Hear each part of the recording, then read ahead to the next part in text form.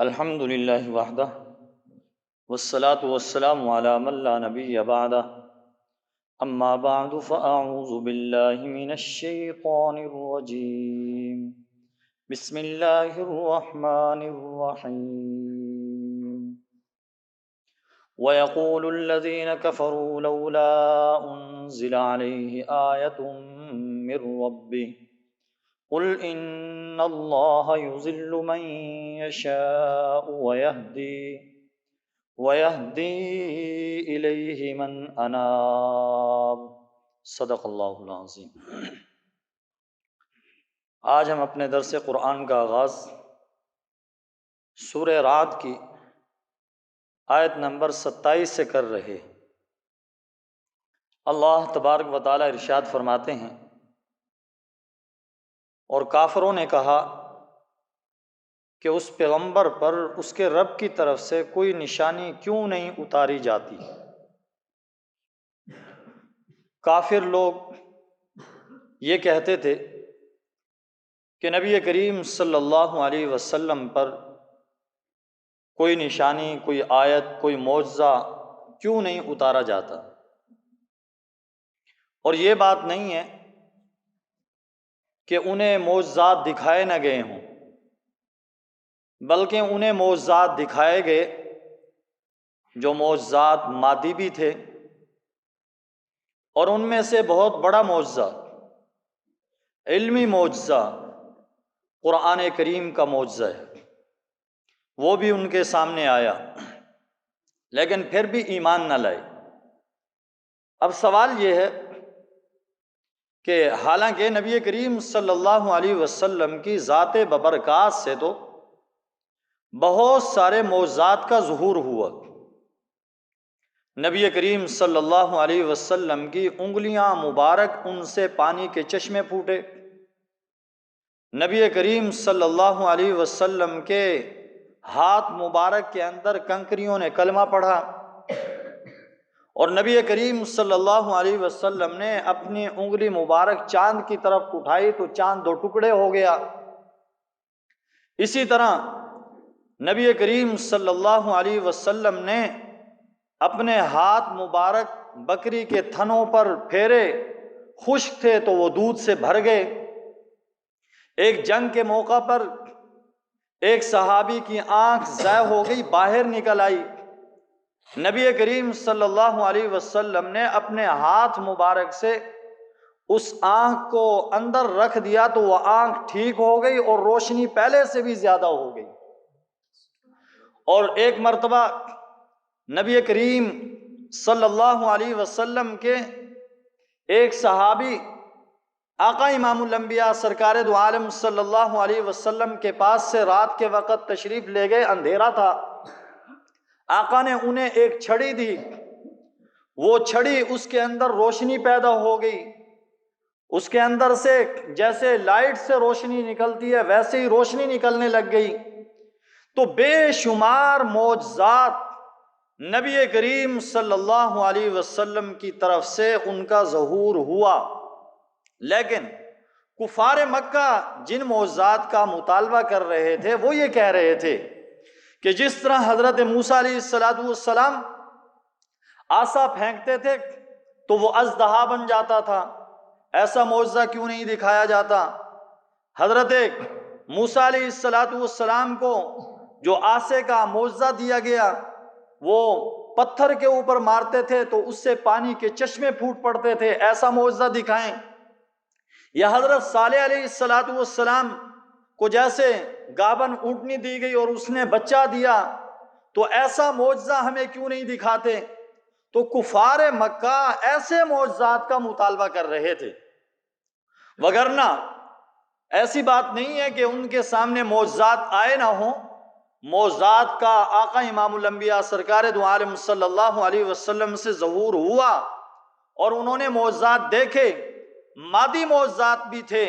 ان معجزات میں سے سب سے بڑا معجزہ، علمی معجزہ، قیامت تک باقی رہنے والا معجزہ یہ قرآن کریم کا معجزہ ہے، جو آج بھی زندہ جاوید ہے، اور قیامت تک یہ قرآن کریم نبی کریم صلی اللہ علیہ وسلم کا معجزہ باقی رہے گا۔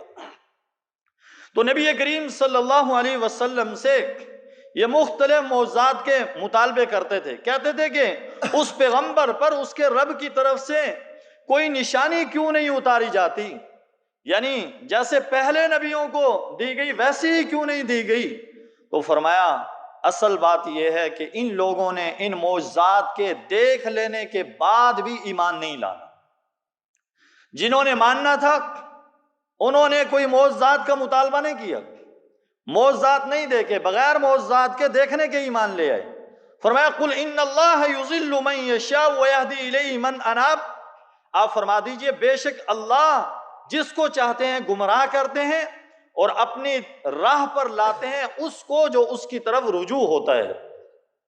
فرمایا چونکہ ان مشرکین مکہ کے دلوں کے اندر ضد ہے، ہٹ دھرمی ہے، اناد ہے اور حق کی طلب نہیں ہے، تو فرمایا اس لیے معجزات دکھانے کا کوئی فائدہ نہیں ہے، وگرنہ جنہوں نے ماننا ہے فرمایا وہ معجزات نہیں دیکھا کرتے۔ حضرت سلمان فارسی رضی اللہ تعالیٰ عنہ کہاں سے چل کے آئے؟ فارس سے چل کر آئے، نبی کریم صلی اللہ علیہ وسلم کے بارے میں سنا کہ آخری نبی تشریف لائیں گے، مدینہ منورہ پہنچے ہیں، غلام ہو کر غلامی کی زندگی گزار رہے ہیں، تو پتہ چلا کہ وہ جو آخری پیغمبر ہوں گے وہ صدقہ قبول نہیں کریں گے، ہدیہ قبول کریں گے، اور ان کے دونوں شانوں کے درمیان مہر نبوت ہوگی۔ تو جب پتہ چلا کہ نبی کریم صلی اللہ علیہ وسلم مدینہ منورہ تشریف لے آئے ہیں تو اپنے یہودی آقا سے کچھ کھجوریں لے کر تشریف لے گئے، نبی کریم صلی اللہ علیہ وسلم کی خدمت اقدس کے اندر جا کر پیش کی اور عرض کی کہ آقا یہ صدقہ ہے۔ نبی کریم صلی اللہ علیہ وسلم صحابہ کرام کے جھرمٹ میں بیٹھے ہیں، تو فرمایا ہم انبیاء کی جماعت صدقہ قبول نہیں کرتی، فرمایا ہم صدقہ نہیں کھایا کرتے، صحابہ سے فرمایا تم کھا لو، صحابہ کرام کو دے دیا، خود نبی کریم صلی اللہ علیہ وسلم نے استعمال نہیں فرمایا۔ پھر اس کے بعد دوسری مرتبہ کھجوریں لے کر آئے اور آ کر عرض کی کہ آقا یہ کھجوریں قبول فرمائیں، یہ آپ کے لیے ہدیہ ہے۔ نبی کریم صلی اللہ علیہ وسلم نے کھجوریں قبول فرما لی، تو اس لیے فرمایا کہ میری نشانی پوری ہوگی۔ پھر ادھر سے اٹھ کر کھڑے ہوئے تو نبی کریم صلی اللہ علیہ وسلم نے ارشاد فرمایا تیسری نشانی بھی دیکھ لو، کپڑا مبارک ہٹایا تو مہر نبوت کو بوسہ دیا۔ تو یہ ہے کہ جنہوں نے ماننا تھا انہوں نے معجزات نہیں دیکھے، بغیر معجزات کے دیکھنے کے وہ ایمان لائے ہیں۔ سیدنا ابو بکر صدیق ہیں، سیدنا عمر فاروق ہیں، سیدنا عثمان ہیں، سیدنا علی المرتضیٰ ہیں، سیدنا معاذ ہیں، سیدنا سعد ہیں، یہ سارے کے سارے صحابہ کرام رضوان اللہ تعالی علیہم اجمعین جو ایمان لائے ہیں بغیر معجزات دیکھے ایمان لائے ہیں۔ تو فرمایا قل ان اللہ یضل من یشاء ویہدی الیہ من اناب، آپ فرما دیجئے بے شک اللہ گمراہ کرتے ہیں جس کو چاہتے ہیں اور اپنی راہ پر لاتے ہیں اس کو جو اس کی طرف رجوع ہوتا ہے۔ فرمایا جس کے دل میں حق کی طلب ہوتی ہے، حق کی تڑپ ہوتی ہے، اللہ تبارک و تعالی اسے ہی راہ راست پہ لاتے ہیں، اسے ہی ایمان کی دولت سے مالا مال فرماتے ہیں۔ فرمایا جس کے دل کے اندر حق کی طلب ہی نہ ہو، فرمایا اس کو اللہ تبارک و تعالی ایمان کی دولت سے نہیں نوازتے۔ فرمایا الذین آمنوا وتطمئن قلوبہم بذکر اللہ، فرمایا جو لوگ ایمان لائے اور ان کے دل اللہ کے ذکر سے اطمینان پاتے ہیں، فرمایا وہ لوگ جو کہ بغیر معجزات دیکھے ہی ایمان لے آئے، فرمایا وَتَطْمَئِنُّ قُلُوبُهُمْ بِذِكْرِ اللَّهِ، ان کے دل اللہ کے ذکر سے چین پاتے ہیں، ان کے دل اللہ کے ذکر سے انہیں اطمینان نصیب ہوتا ہے۔ اور دوستو بزرگوں حقیقت بات یہ ہے کہ اگر دلوں کو چین ملتا ہے، سکون ملتا ہے تو وہ اللہ کے ذکر سے ملتا ہے۔ اور اللہ کے ذکر سے سکون کیسے ملتا ہے؟ دیکھیں ہر بندہ دنیا کے اندر یہ چاہتا ہے کہ مجھے سکون نصیب ہو جائے، مجھے چین نصیب ہو جائے۔ کاروبار کس لیے کر رہا ہے؟ ملازمت کس لیے کر رہا ہے؟ تجارت کس لیے کر رہا ہے؟ زراعت کس لیے کر رہا ہے؟ کاشتکار کس لیے بنا ہوا ہے؟ اور اسی طرح دنیا کے ساز و سامان گاڑیاں کس لیے خرید رہا ہے؟ اور بینک بیلنس کس لیے بنا رہا ہے؟ کوٹھی بنگلے کس لیے بنا رہا ہے؟ تاکہ مجھے سکون نصیب ہو جائے، راحت نصیب ہو جائے، آرام مل جائے، چین مل جائے۔ لیکن یاد رکھیں حقیقی اطمینان، حقیقی راحت حقیقی چین، حقیقی سکون یہ اللہ کے ذکر کے اندر ہے، ان چیزوں کے اندر نہیں ہے۔ ان سے سکون پہلے تو ملتا نہیں ہے، اگر مل بھی جائے تو وہ عارضی ہے اور وقتی ہے، لیکن جو اللہ کے ذکر سے چین اور سکون اور راحت نصیب ہوتی ہے وہ دائمی ہوتی ہے۔ تو اس لیے فرمایا وہ لوگ جو ایمان لائے اور ان کے دل اللہ کی یاد سے مطمئن ہو گئے، الا بذکر اللہ تطمئن القلوب، سنو اللہ کے ذکر سے ہی دلوں کو اطمینان نصیب ہوتا ہے۔ اللہ کے ذکر سے کیا مراد ہے؟ بعض رات نے فرمایا اس سے مراد اللہ کا خوف، اللہ کا ڈر، اللہ کی خشیت مراد ہے، اور بعض رات نے فرمایا اللہ کے ذکر سے مراد ذکر لسانی ہے، زبانی ذکر ہے، زبانی اللہ اللہ کہنا ہے، اللہ کی یاد ہے، درود شریف کی کثرت ہے، استغفار ہے، کلمہ شریف کا پڑھنا ہے، اور بعض رات نے فرمایا کہ اللہ کے ذکر سے مراد قرآن کی تلاوت ہے۔ تو اس لیے واقعتاً یہ ساری چیزیں ایسی ہیں، چاہے اس سے مراد قرآن ہو، چاہے اس سے مراد ذکر لسانی ہو، چاہے اس سے مراد اللہ کا ڈر، خوف اور خشیت ہو، یہ ساری چیزیں ایسی ہیں جن سے واقعتاً دلوں کو اطمینان، چین، سکون حقیقی نصیب ہوتا ہے۔ اللہ تبارک و تعالی ہم سب کے دلوں کو بھی اپنی یاد سے اطمینان، چین، سکون، راحت نصیب فرمائے۔ فرمایا الذین آمنوا وعملوا الصالحات، جو لوگ ایمان لائے اور جنہوں نے اچھے عمل کیے، طوبی لہم، ان کے لیے اچھی خوشحالی ہے، وحسن مآب، اور اچھا ٹھکانہ ہے۔ فرمایا جو لوگ ایمان لے آئے اور جنہوں نے اچھے عمل کیے، فرمایا ان کے لیے اچھی خوشحالی ہے، خوشحال زندگی ہے، فرمایا اچھا ٹھکانہ آخرت کے اندر انہی کے لیے ہے۔ کذالک ارسلناک فی امہ، جس طرح ہم نے پہلے رسول بھیجے، اسی طرح ہم نے آپ کو بھی ایسی امت کے اندر رسول بنا کر بھیجا ہے، قد خلت من قبلھا امم، فرمایا جس سے پہلے بہت سی امتیں گزر چکی ہیں، لتتلو علیہم الذی اوحینا الیک، تاکہ آپ ان کو پڑھ کر سنائیں وہ جو ہم آپ کی طرف وحی کے ذریعے سے نازل کر رہے ہیں، وہم یکفرون بالرحمن، اور وہ رحمان کے منکر بنے ہوئے ہیں۔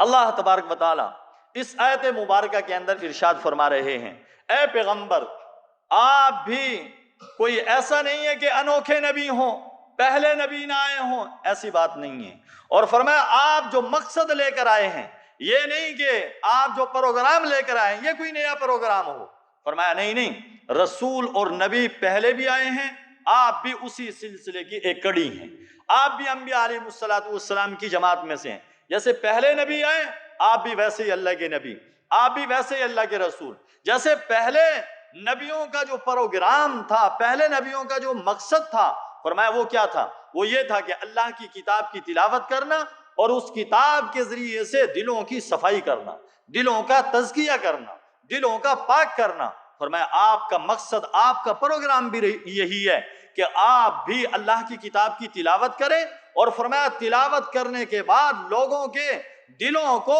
اس تلاوت کے ذریعے سے پاک اور صاف بنائیں۔ تو فرمایا جو پہلے رسول آئے آپ بھی ویسے ان میں سے رسول ہیں، ان جیسے رسول ہیں، جو ان کا پروگرام اور مقصد تھا آپ کا بھی وہی مقصد ہے، لیکن حقیقت بات یہ ہے کہ یہ لوگ ماننے والے نہیں ہیں، یہ ضدی ہیں، یہ ہر دھرم ہے، یہ ماننے والے نہیں ہیں۔ قل هو ربی لا الہ الا ہو، فرمایا وہ تو رحمان کے منکر بنے ہوئے ہیں، فرمایا اگر یہ نہ مانے، انکار ہی پہ، اور فرمایا انکار پہ ڈٹے رہیں اور بار بار اسی پہ اصرار کرتے رہیں اور تکرار کرتے رہیں اسی بات کا کہ ہم نے نہیں ماننا، تو آپ فرما دیجئے ہوا ربی، وہ میرا رب ہے، لا الہ الا ہو، فرمایا اس کے سوا کوئی عبادت کے لائق نہیں، علیہ توکلت و الیہ متاب، اسی پہ میں نے بھروسہ کیا، اسی کی طرف لوٹنا ہے۔ فرمایا اگر تم نہیں مانتے تو نہ مانو، وہ میرا رب ہے، اس کے سوا کوئی عبادت کے لائق نہیں، میں نے اسی پہ بھروسہ کر رکھا ہے، اسی کی طرف لوٹ کر جانا ہے۔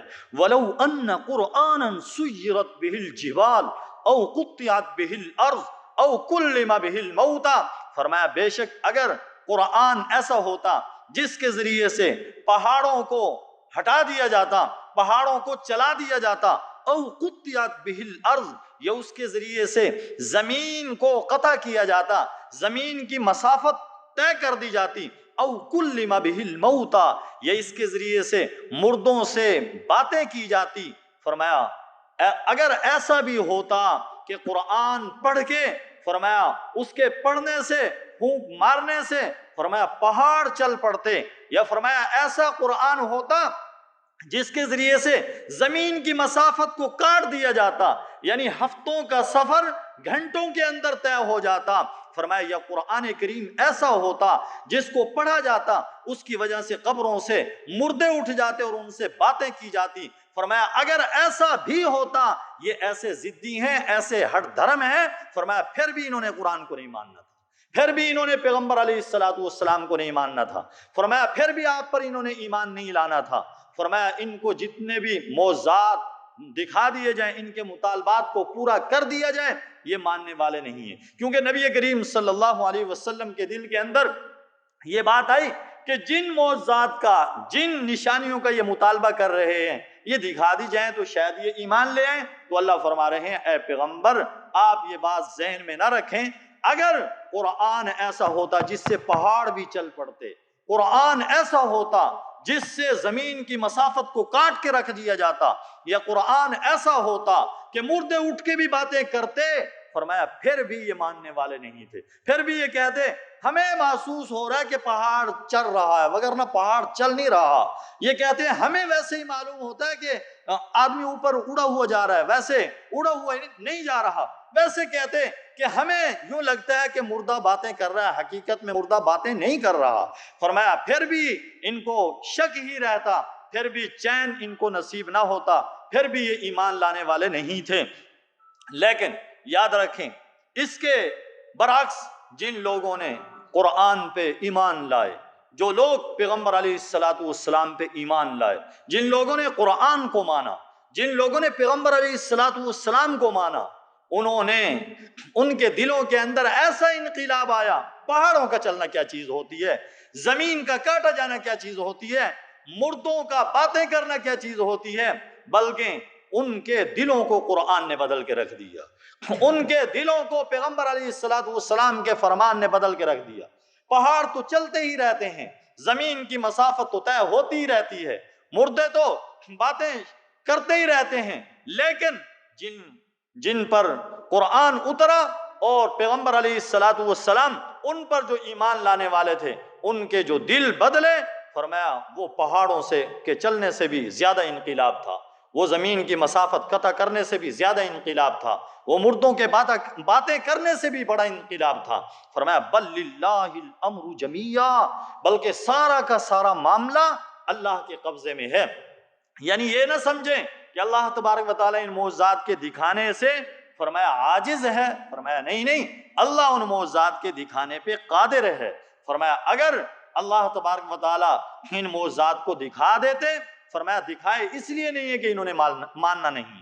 فرمایا افلم ییأس الذین آمنوا ان لو یشاء اللہ لہدی الناس جمیعا، کیا پھر بھی ایمان والوں نے یہ سوچ کر اپنا ذہن فارغ نہیں کیا کہ اگر اللہ چاہتا تو سارے ہی انسانوں کو زبردستی راہ راست پہ لے آتا، لیکن فرمایا اللہ تبارک و تعالیٰ نے ایسا نہیں کیا کہ ہر بندہ اپنا اختیار استعمال کر کے پھر ہدایت کے قریب آئے، پھر قرآن کے قریب آئے، اور فرمایا پھر جو آدمی اپنا اختیار استعمال کر کے کفر اختیار کرے اور دوسرا رستہ اختیار کرے، اس پہ اللہ تبارک و تعالیٰ سزا دیں گے۔ وَلَا يَزَالُ الَّذِينَ كَفَرُوا تُصِيبُهُم بِمَا صَنَعُوا قَارِعَةً، اور جو لوگ کافر ہیں ہمیشہ ان کے کرتوتوں کی وجہ سے ان پر کھڑکھڑانے والی مصیبت آتی ہے، او تحل قریبا من دارہم، یا ان کے گھروں کے قریب ان پر مصیبت اور تکلیف اترتی ہے، حتی یأتی وعد اللہ، یہاں تک کہ اللہ کا وعدہ آ جائے، بے شک اللہ اپنے وعدے کے خلاف نہیں کرتا۔ اب سوال یہ ہوتا تھا کہ جب یہ نہیں ماننے والے تو ان پر اللہ کا عذاب کیوں نہیں آتا، اللہ کی پکڑ کیوں نہیں آتی ان پہ؟ تو یہاں پر اس آیت مبارکہ کے آخر میں جواب دیا گیا، فرمایا ان کو کہاں چین ہے، ان کو سکون کہاں ہے؟ فرمایا ان پر مصیبتیں تو آتی رہتی ہیں، تکلیفیں آتی رہتی ہیں، کبھی زلزلے، کبھی حوادث، اور کبھی پریشانیاں، کبھی بیماریاں، فرمایا ان پر آتی رہتی ہیں، فرمایا ان کے کرتوتوں کی وجہ سے، اور فرمایا ان کے گھروں کے قریب کبھی کبھی بستیوں پہ ایسی مصیبتیں آتی رہتی ہیں، لیکن فرمایا ان کی پکڑ کب تک نہیں ہے؟ حتی یأتی وعد اللہ، یہاں تک کہ اللہ کا وعدہ آ جائے۔ اللہ کے وعدے سے مراد موت ہے یا قیامت ہے؟ فرمایا ان اللہ لا یخلف المیعاد، بے شک اللہ اپنے وعدے کے خلاف نہیں کرتے۔ جو اللہ نے وعدہ کیا ہے کہ جو نہیں مانے گا اس کو اللہ تبارک و تعالیٰ سزا دیں گے، وہ سزا والا وعدہ اللہ کا ضرور پورا ہوگا۔ دعا ہے اللہ تبارک و تعالیٰ سے کہ اللہ ہم سب کو صحیح معنی میں قرآن کریم کے احکامات کو سمجھ کر اس کے مطابق عمل پیرا ہونے کی توفیق نصیب فرمائے۔ اللہ رب العزت حوادث سے، مصیبتوں سے، پریشانیوں سے سب مسلمانوں کو محفوظ فرمائے۔ وآخر دعوانا الحمدللہ رب العالمین۔ اللہم صلی علی سیدنا و مولانا محمد وعلی آل سیدنا و مولانا محمد وبارک وسلم وصلو علیہ۔ اے اللہ ہم سب سے راضی ہو جا، اپنی رضا مبارک ہم سب کو نصیب فرما۔ اے اللہ کمی کوتاہیوں کو اپنے فضل و کرم سے معاف فرما، ہم سب کی بخشش کا ذریعہ بنا، قبولیت نصیب فرما، زیادہ سے زیادہ نیکی کی توفیق نصیب فرما، برائیوں سے محفوظ فرما۔ اے اللہ پریشانیوں سے، حوادث سے، مصیبتوں سے، بیماریوں سے تمام مسلمانوں کو محفوظ فرما، امت مسلمہ کی خیر فرما، ملک پاکستان کی حفاظت فرما، اس کے تمام اداروں کی حفاظت فرما، اس کے خیر خواہوں کی حفاظت فرما، امت مسلمہ کو آپس میں اتفاق و اتحاد کی دولت سے مالا مال فرما۔